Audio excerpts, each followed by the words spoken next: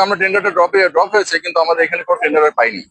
আসলে এটা কিন্তু কাজ শুরু হয়ে যেত, এটা হয়তো আজকালের মধ্যে কাজটা শুরু করতে পারতাম, কিন্তু যেহেতু আমাদের টেন্ডারে ড্রপিং হয় নাই, সেহেতু আমরা কোনো ঠিকাদার পাইনি। হ্যাঁ, তো এই জন্য আমাদেরকে এই ফার্দার একটা টেন্ডার করার জন্য আমাকে একটু সময় লাগছে। অ্যাকচুয়ালি আমাদের প্রিপারেশন, গভর্নমেন্টের বাজেট, কোনো জায়গাতে কোনো অসুবিধা নেই, ঠিক আছে। তো সার্বিক অবস্থা মিলে এখন আমরা কিন্তু প্রস্তুত আছি আমরা ফিল্ডে নামার জন্য। শুধু টেন্ডারিং প্রসেসটা আমাকে শেষ করতে আসতে হবে, এই হলো বিষয়। কতদিন লাগতে পারে এটা আমি আশা করি নভেম্বরের 15টার মধ্যে আমরা ঠিকাদার সিলেকশন করে মাঠে নামাই দিতে পারবো। তাহলে টেন্ডারিং করা যায় কিনা? মানে এটা টেন্ডারিং প্রসেসটাই হচ্ছে, মানে গভর্নমেন্টের যে ইজিপি সিস্টেম, এটা তো ইলেকট্রনিক সিস্টেমে হয়। এটা সিস্টেমটাই হচ্ছে এমন যে আমাদের এখানে কিছু ন্যূনতম কিছু টাইম লাইন দিতে হয়, এটা না দিয়ে আসলে টেন্ডার করা যায় না। আর আমরা কিন্তু আসলে এই রাস্তাটার ব্যাপারটা নিয়ে কিন্তু আপনারা তো জানেন যে এখানে কিন্তু একটা ডেভেলপমেন্ট প্রজেক্ট ছিল, এবং ডেভেলপমেন্ট প্রজেক্টটা কিন্তু চলমান আছে, বলা যায় এখনো চলমান আছে। এখন আমরা 100% ফাইনাল কিন্তু এরকম না। আমরা এখন যখন দেখছি যে না ঠিক আছে, মানে বাধা সৃষ্টি হচ্ছে, আমরা এখন বিকল্প চিন্তা করছি।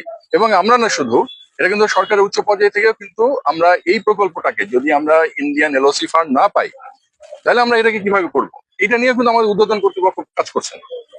আর আপাতত চলার জন্য এটা যাতে মানে মানুষের যাতে মানে এতদিন বর্ষা ছিল, সেটা একটা ব্যাপার ছিল। আপনারা জানেন বর্ষার মধ্যে কিন্তু আসলে ওইভাবে মানে ফুল সুইং কিন্তু কাজ করা যায় না, আবার মেনটেন্যান্স ফুল সুইং যাতে চলে গেছে। আমরা এখন ইনশাল্লাহ আশা করি যে আমাদের লোকাল মেনটেন্যান্স থেকে হোক, আবার হচ্ছে আমরা যে টেন্ডারিং প্রসেসের কথা বললাম সেই টেন্ডারিং মাধ্যমে হোক, এখন যাতে জনগণ চলাচলের কোনো অসুবিধা না হয় সে ব্যাপারে আমরা খুব দ্রুত আমরা এটা একটা ব্যবস্থা নিয়ে নেব। যেটা করবো, এটা আপনারা দেখছেন যে এখানে দুই পাশের জায়গাটা যেহেতু উঁচু, এখানে আসলে একটু মানে আমরা কংক্রিটের পেভমেন্ট করবো আর কংক্রিটের পেভমেন্ট করবো, এবং দুই পাশে আপনার ডিভাইডারের দুই পাশে আমরা 24 ফিট চওড়া করে আমরা কংক্রিটের পেভমেন্ট। কত ফিট হতে পারে আপনার উচ্চতাটা? উচ্চতা 350 মিলিমিটার আর কি। রাস্তার দুই পাশে সড়ক মানে অনেক জায়গায় অবৈধ স্থাপনা জড়ো করে আছে। হ্যাঁ হ্যাঁ, এটাও আমরা জানি। হ্যাঁ, এগুলো আমরা অনেকভাবে নিউজ করেছি, বা অনেক জায়গায় আপনাদেরকে বলা হয়েছে যে ইঞ্জিনিয়ার ওনারা কিন্তু নোটিশ করছে 7 দিনের মধ্যে সরাতে হবে, 10 দিনের সরাতে হবে, কিন্তু নোটিশ আমার কাছে আছে কিন্তু এখনো সরানো হয় নাই।